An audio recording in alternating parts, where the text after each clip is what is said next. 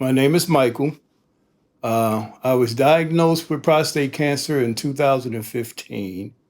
I'm not originally from Georgia, back in Jersey. Actually, I was getting a life insurance.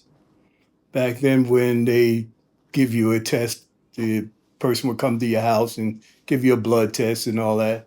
And that's when I found out that my PSA was high. I did regular checking with my doctor, but I guess the last time that I did it, it was in the range, but not something to be so concerned with. But by the time I did this life insurance thing, it was a little high. I think it was like maybe 9 or 10, something like that. So then naturally we went through the procedures of doing a biopsy. They found it cancerous in 12, four cancers out of 12 biopsies. So then we had to make the decision what we were going to do. Um, Remove it, go through back then I think there was beads they could put in you or something like that. Um, I tried to find out what would be the best thing. I tried asking around, but unfortunately, there were a lot of men that didn't want to tell the story. I asked and asked. Some of them just said to me, "Yeah, I had it before," and that was it. They never give me any more information. So I had to go. The doctor that I had, he's been my doctor over 20 some years. So I asked him his advice. He gave me the advice, it won't hurt, to go ahead and do the procedure. My wife, naturally we talked about it, and I told her what I was planning on, what I was thinking about doing. She, asked questions, as information as I found out, I gave it to her, and what do you think about this? What do you think about that? And she was like, okay, if you're confident enough to do that, because for her, I got a great wife. She, no matter what, she didn't care whether I did it or not, and truthfully, but once made that decision, she backed me 100% with it, and I think she's pleased with that. I made that decision. Now, was there any things going on? To be honest with you, no. I didn't have really none of the symptoms. I didn't have any problem going to the bathroom. I didn't have any problems, sexual relations, any of that. I have to fortunately say, after I had the procedure done, I started having a little complications, which was nothing major, just a little leakage and, things of that nature. The leaking started getting a little out of hand. I was changing pads, excuse me, at least 4 or 5 times a day. I'm a golfer. When I would go out and play golf, I would have to run to the bathroom like after the first 9 holes and change and change again when I get home, change at night, maybe, so it was getting, the leaking wasn't uh, overdue, but it was just enough to make you want to, change your pad anyway, after a while. So with that, it was like at least 3 or 4 pads a day. I tried different things for at least, oh man, 5 years, 5 to 6 years. Then I moved down here to Georgia. Um, so naturally, I had to find a new doctor. And thank goodness I happened to see Dr. Harlow on a video thing that she was giving. And I said, hey, I like what she was saying. So I set up an appointment. And from that point on, I started coming here in 2021. I did a sling. Once we did the sling, that helped tremendously. Now I'm up to just maybe 1 pad a day. The sexual function, we didn't even really try that hard afterwards because after a while you get a little down. Like, oh wow, all my manhood is gone.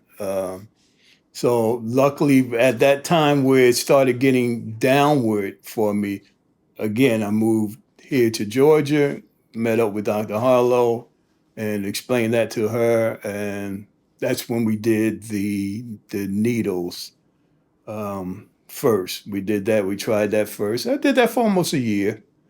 And then from there, I got tired of the needles, and then that's when she gave me the suggestion about this implant and how it would make a difference. No more needles. I wouldn't have to do anything. Just basically the procedure of getting an erection. And so from that point on, I did the procedure in 22. And I've been happy with it ever since. Like I said, it took a little time to adjust, to understand, what's going on. I was very surprised at some of the stuff that it did that I didn't know that it would do on its own, like sometimes getting a semi-erection without even touching down there. And I was very surprised at that. Um, but as far as intimacy with my wife, had no problem. I believe she has no complaints now. You can do it anytime, anytime that you got, all you had to do is press the button, squeeze the little ball, and you get an erection, and you get the same feeling and everything. So psychologically, it's uplifting after you have the surgery done. Naturally, yes, you're down when you're not feeling that confident in yourself. Because if you're out to please your wife or your girlfriend or whatever, you want to do that. When you know that you can't, all men, we get that down feeling. But then when you get that operation done, and when you know that you can perform now, and I'm be honest with you, you're not gonna be performing 100% like you were way back then, but you'll still be able to perform. And if if you and your wife and lady want to have that still intimacy, at least you know that you can do it. Now, the frequency of how often you do it, that's another story. As you get older, we all understand we don't do it as often as we would like, but at least you know that you are capable, and that's the main thing. Research, do your own research. Um, yeah, if you don't have that support, really try to find it, because you want to make the right decision. Get tested, because I have had, well, not so much friends, but I just heard about a couple of athletes and actors who have passed because of prostate cancer, because they waited too long. And I had a friend at work that did the same thing. Didn't want to go to the procedure after he found out that he had. Oh no, I'm not going to mess myself up. And 6 months later he passed. So get the procedure. I mean, get tested every year as you get older. Every year get tested, you know, and stay up on it. Always check your PSA. The Georgia Urology is great. I mean, I am so glad that I stumbled across her video. I think she was doing a web video, and I stumbled across that. Thank goodness. I think it was led me to it, and she's been great. She's been great. She explains everything. She spends the time with her, because when I met her, I told her that too. I said, listen, I'm the type of guy that I'm not a number. I said, when I come in the office, be ready to sit down, because we're going to talk. So, so I prepared her for what type of person I was. I said, I don't like going anywhere. I don't care if it's doctor, dentist, whatever.